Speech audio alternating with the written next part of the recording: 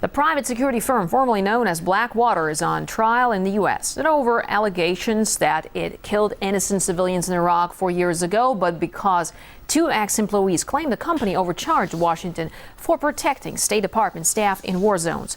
The firm, which is now called Z, provides more mercenaries for the U.S. in Afghanistan than anyone else and has been implicated in a number of scandals. In 2007, its hired guns were accused of shooting dead 17 unarmed civilians in Baghdad. Despite a lengthy legal process, no one was punished over the alleged massacre. The company is now set to take an even bigger role in Afghanistan as the U.S. withdraws its combat troops. And as RT's Ganesh Chikhan reports, there is concern Washington could keep covering for its hired killers.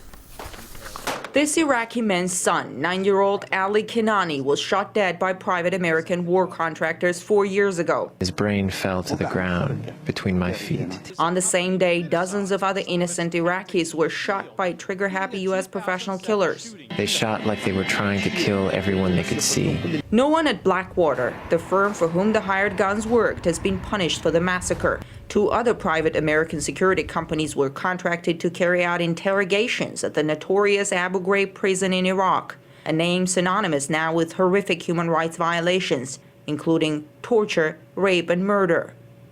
The U.S. Supreme Court recently threw out a lawsuit alleging abuse of prisoners by the contractors. In Afghanistan, it's reported that human rights violations and even killings are committed by security firms on a regular basis, to an extent set to undermine coalition forces' counterinsurgency efforts. They'll start firing at anything that moves. They'll injure or kill innocent Afghans, and they'll destroy property. We're getting fairly consistent complaints about them. Everybody knows somebody who's been shot by the contractors. The lack of accountability has forced the United Nations Working Group on Mercenaries to push for specific international measures to regulate their activities.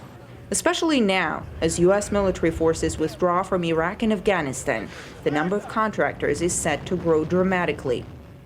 U.S. government has outsourced many of the military and security functions to these private military and security companies. They are not regulated and they are not controlled. And this is what we are extremely concerned at. What we are calling is for regulation at the national and at the international level, so that these companies are accountable.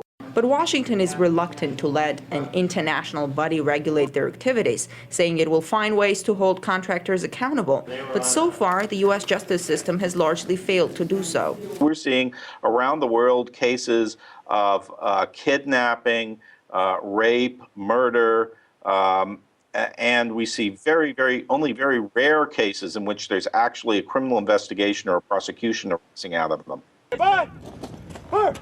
Experts say further privatization of war is convenient for the American government because, among other reasons, it doesn't have to justify the deaths of troops at home.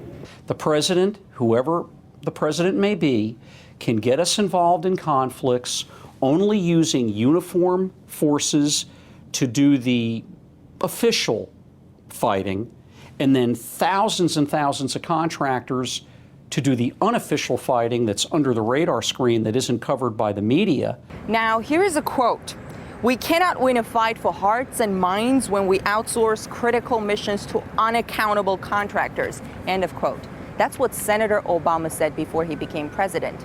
But apparently, as a president, now he thinks differently, with the contractors' role in America's wars bound to increase, and with the victims of their crimes still begging for justice. I'm Ganesh Chikhan reporting from Washington, RT.